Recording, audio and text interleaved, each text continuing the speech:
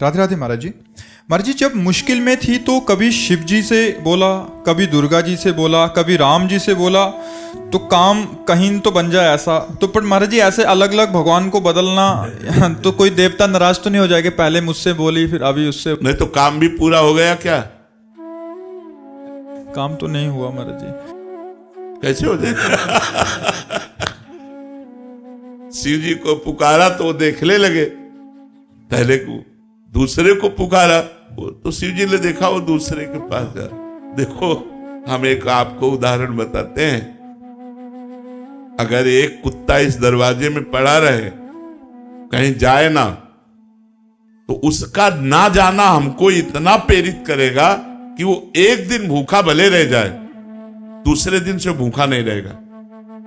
रोज दरवाजे पर निकलने पर जब हमको पता चलेगा कि ये कहीं किसी के दरवाजे नहीं जाता, केवल मेरे ही दरवाजे पे पड़ा रहता है, तो उसका पड़ा रहना हमारे ऊपर भारी हो जाएगा और हमारा कर्तव्य बन जाएगा कि यार इसको रोटी दे दो। जब कहीं जाता, और अगर ये पता है 4 दरवाजे पे जाता है, तो भूखा रह जाएगा, क्योंकि वो समझेगा उनके दरवाजे में मिल गया होगा, वो समझेगा उनके दरवाजे में मिल गया होगा। तो इसीलिए हमको भगवान की अनन्य भक्ति करना चाहिए। किसी एक भगवान को पकड़ लो। भगवान बहुत नहीं, तत्व में एक ही भगवान है। अवतार में, रूप में, लीला में अनेक रूप धारण किए हुए हैं, और ये सब संसार रूप भी भगवान ही है। तो हमें एक रूप भगवान का पकड़ना चाहिए कि जैसे गोस्वामी तुलसीदास जी कहते, बने तो रघुवर ते बने और बिगड़े तो भरपूर, तुलसी औरन ते बने ता बनबे पे धूर। यदि बने तो भगवान श्री राम के बनाए बने, अगर किसी और भगवान के बनाए बने तो उसमें धूल पड़े मुझे नहीं चाहिए, तभी अनन्यता आएगी। एक हम आपको उदाहरण बताते, महाभारत का। उपमन्यु नाम के एक ऋषि थे, उनके पिता, पहले ऋषि मुनि सब जंगल में वास करते थे, गृहस्थ होते हुए भी, तो वो कभी किसी से दान नहीं लेते थे।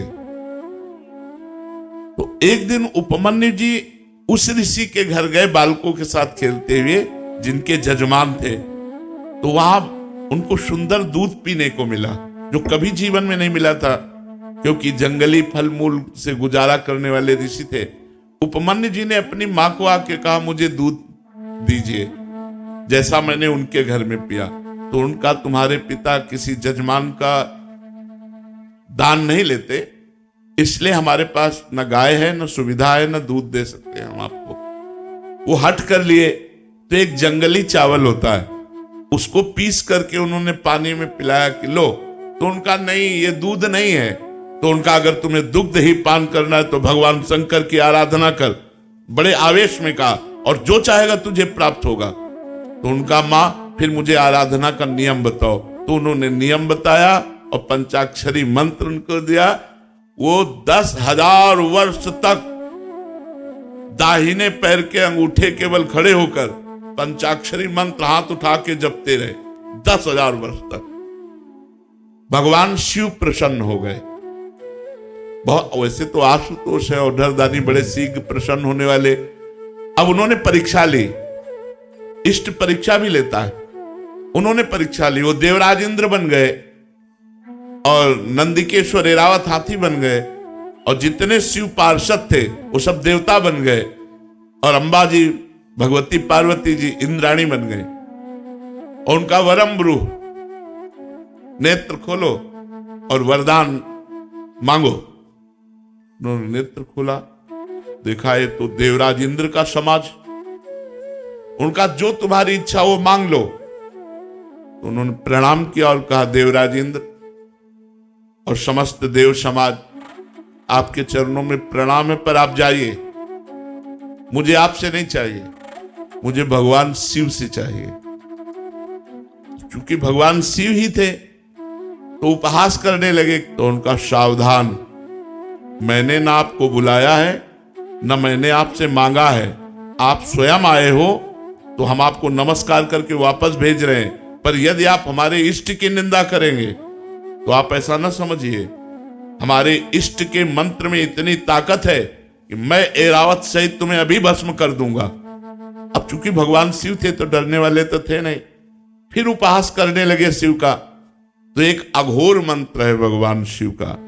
हम लोग जब संन्यास मार्ग में थे तो उस मंत्र का परिचय हमें प्राप्त है। अगर ये सिद्ध हो जाए तो जो चाहे वो सो कर सकता है। तो उन्होंने तुरंत हाथ में जल लिया। जो ही अघोर मंत्र का संधान किया तो नंदिकेश्वर प्रकट हो गए और उस जल को रोक लिया और कहा, इष्ट मंत्र से इष्ट पर प्रहार करते हो। तब देखा तो भगवान शंकर, पार्वती और समस्त पार्षदगण तो उनका त्राहिमाम शरणागत वत्सल भगवान शिव रक्षा करो। हमने तो देवराज इंद्र समझकर प्रहार किया। बोले नहीं वत्स, मैं तुम्हारी परीक्षा लेने आया था कि देखें तुम एकनिष्ठ हो या केवल अपनी चाह पूर्ति करने वाले, जैसे आपने प्रश्न किया। अब बोलो क्या चाहते हो। तो उनका जो हमारी कामना थी उसकी पूर्ति होनी चाहिए। तो उनका क्षीर समुद्र से, जिसमें भगवान शयन करते हैं, उस क्षीर समुद्र से रोज तुम्हें दुग्ध आएगा। और अजरश्चैव अमरश्चैव, और जब तुम हमें याद करोगे मैं प्रकट हो जाऊंगा। तो अनन्य निष्ठा से ही वस्तु की प्राप्ति होती है। ये जो कि लक्ष्मी जी से बना तो बना, नहीं तो पार्वती जी से बना तो बना, फिर भद्रकाली से बना, कि कोई ना कोई तो सुन ही लेगा, कभी तो कोई नहीं सुनेगा। महाराज जी हमारी स्थिति ऐसी है कि जैसे आपसे राधा नाम सुना कि एक केवल राधा नाम जपिए और सारी बात बन जाएगी, तो राधा। कहीं हनुमान जी का सुना कि मतलब भूत प्रेत निकटना है, फिर शिव जी का सुना कि जल चढ़ाओ तो ऐसा उसकी एक देखो तत्व एक है तो एक से ही काम बन जाएगा। जब तक एक में नहीं लगोगे तब तक आध्यात्मिक उन्नति नहीं होगी। आप ये पक्का समझ लीजिए। एक भरोसो, एक बल, एक आस विश्वास, एक राम घनश्याम हित, चातक तुलसीदास। एक जगह कहीं लग जाओ, एक जगह लग जाओ। अगर आप राधा राधा कहते हो तो सारे विघ्नों की शांति और समस्त कामनाओं की पूर्ति हो जाएगी। चुपचाप लगो। अगर आप राम राम कहते हो तो वैसे ही लाभ प्राप्त होगा। आप शिव शिव कहते हो तो वैसे ही लाभ प्राप्त होगा। हमारे भगवान के अनंत नाम है, अनंत रूप है। हम अनंत रूपों की आराधना नहीं कर सकते। किसी एक रूप को पकड़ो, किसी एक नाम को पकड़ो। इसीलिए गुरु बनाया जाता है कि गुरुदेव जो नाम रूप मंत्र दे देंगे वही हम भगवान की आराधना करेंगे, तभी सफलता प्राप्त होती है।